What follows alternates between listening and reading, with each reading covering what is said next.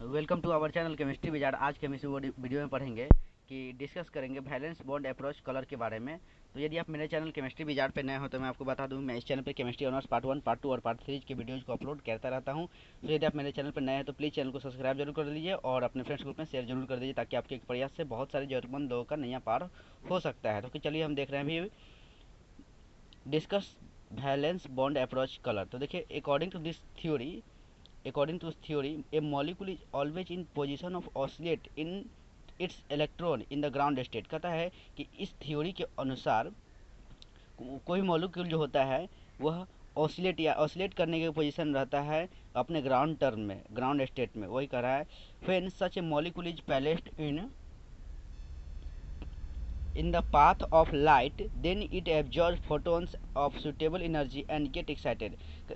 उसके बाद ये कुछ जैसे कुछ मॉलिक्यूल जो होते हैं ना, वो लाइट के पाथ में होते हैं, तो ये फोटोन को एब्जॉर्ब करते हैं और एक्साइटेड हो जाते हैं। The amount of light that is absorbed depend on the energy difference between the ground state and excited state of the wavelength section, the higher wavelength of absorbed light। उसके बाद देखिए, according this principle different structure of molecule has resonance in which bipolar structure also participate। कहता है इस structure में bipolar structure जो है भाग लेते हैं, राइट। उसके बाद देखिए,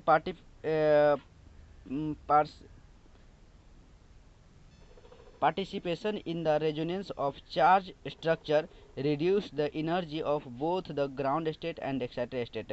कहता है कि चार्ज स्ट्रक्चर जो भाग लेते हैं इसमें, participation in the resonance of charge structure reduced the energy of both ground state and excited state. कहता है बोथ ग्राउंड स्टेट और एक्साइटेड स्टेट दोनों में ये एनर्जी को रिड्यूस्ड करते हैं।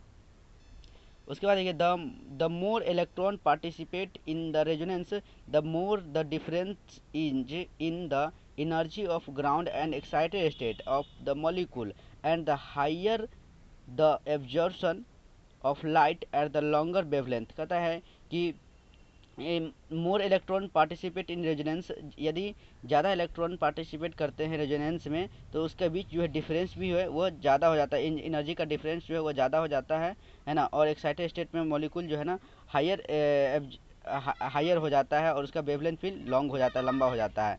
उसके बाद देखिए, हम आपको थॉरो बोल रहे हैं, आप इसको लिख करके याद कर लीजिएगा, सो तभी आपको ये फ्रूटफुल होगा। In excited state the contribution of electrically charge. तथा एक्साइटेड स्टेट में यह जो है ना चार्ज में विभक्त हो जाते हैं। Structure is greater then in the ground state. Structure जो हो जाता है ना वो ग्राउंड स्टेट में वो ग्रेटर हो जाता है।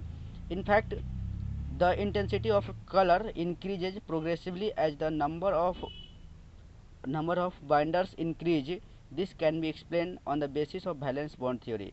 आई होप कि आपको ये समझ में आया होगा। Thanks for watching, chemistry wizard is always with you. यदि आपको समझ में आया तो प्लीज़ चैनल को सब्सक्राइब जरूर कर लीजिए और कमेंट्स बॉक्स में अपनी राय जरूर रखें, ताकि आपकी थ्योरी को हम सॉल्व कर सकें। Thanks for watching, chemistry wizard is always with you.